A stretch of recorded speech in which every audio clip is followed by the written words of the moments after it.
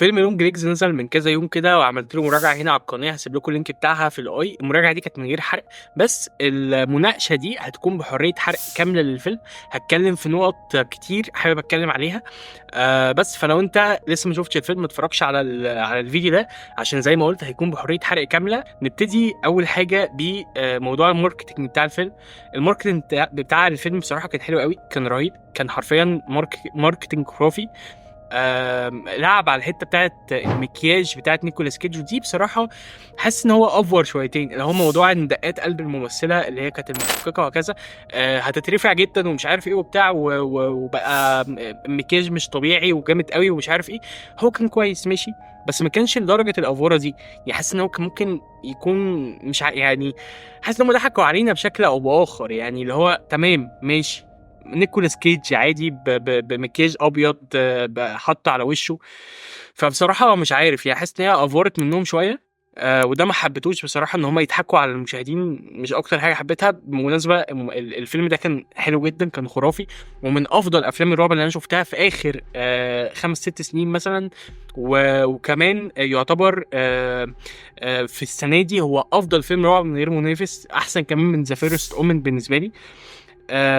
الخضات كانت كويسه، يعني كان في كذا خضه كويسه. اول مشهد بتاع المحققه وهي بتخبط على بيت والمحقق اتضرب بالنار، ده خرافي. المشهد ده عجبني قوي بصراحه، وكان جامد فشخ بطريقه مش طبيعيه.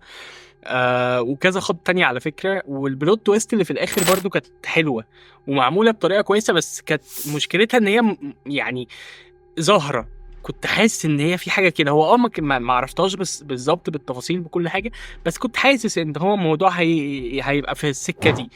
وكنت على فكره لو اي حد بيتفرج على فيلم رعب بصفه عامه هيبقى عارف ان بدايه الفيلم البنت الصغيره دي 100% هتكون البطل 100%.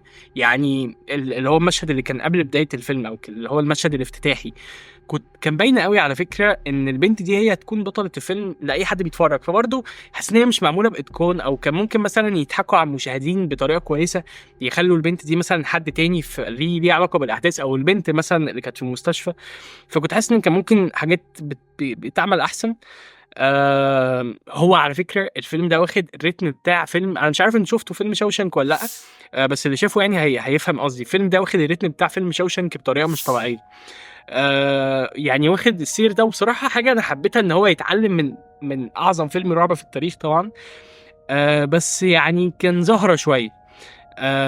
اوقات على فكره الفيلم كان ممل. هو بصوا يعني هي في فكره مهمه قوي لازم ممكن تبقوا عارفينها. هي دي اللي بتخلي العمل حلو او وحش، حتى لو في اوقات ممله او هكذا. ان بدايه الفيلم تبقى خرافيه ونهايه الفيلم تبقى خرافيه. ليه؟ عشان الانطباع الاول في الفيلم يبقى حلو جدا، اللي هو الانطباع المبدئي اللي انت تبقى متحمس تشوف اللي في النص ده كله، والانطباع اللي في الاخر. وفي النص بقى حاول تخلي مثلا في خضات فيه مش عارف ايه بتاع. الفيلم ده عمل الموضوع ده، بس في نفس الوقت في النص كان في اجزاء ممله قوي بصراحه. يعني في اوقات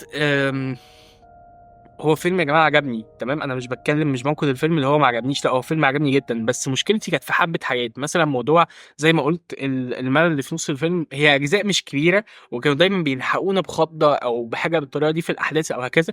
بس برضو ما حبيتهوش قوي الموضوع ان انا كنت زهقان شويه في نص الفيلم ده. فيلم غريب على فكرة. الفيلم بتاعنا فيلم غريب ومختلف، وطريقته مختلفة والسرد بتاعه مختلف، والمونتاج بتاعه مختلف، وفي حاجات كتير قوي مختلفة. أداء نيكولاس كيدج بصراحة كان خرافي.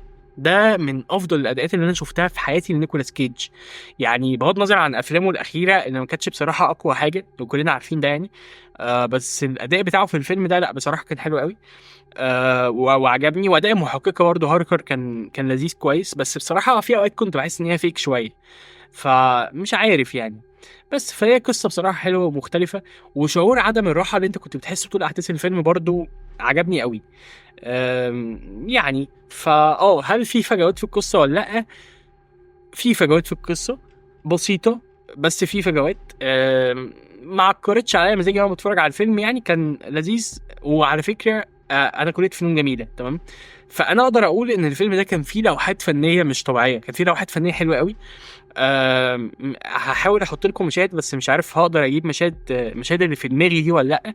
لوحات فنيه شريره حرفيا كانها مرسومه بطريقه شريره او بالطريقه دي او واخده الفايب ده. زي ما قلت الفيلم عجبني، وارشح اي حد طبعا ان هو انتوا كده كده لو شفتوا الفيديو ده فتبقوا شفتوه. بس المهم يعني لو انت لسه ما شفتوش وحرقت عليك الفيلم، ارشحه لك جدا، فيلم حلو قوي بصراحه. وبس. وتقييمي للفيلم ده هو زي ما قلت 8 من 10. اتمنى تكون الحلقه عجبتكم، ويا ريت لو عجبتكم اعملوا سبسكرايب للشانل ولايك للفيديو عشان يوصلكم كل جديد بقدمه. اشوفكم على خير في حلقات كتير جايه، وسلام.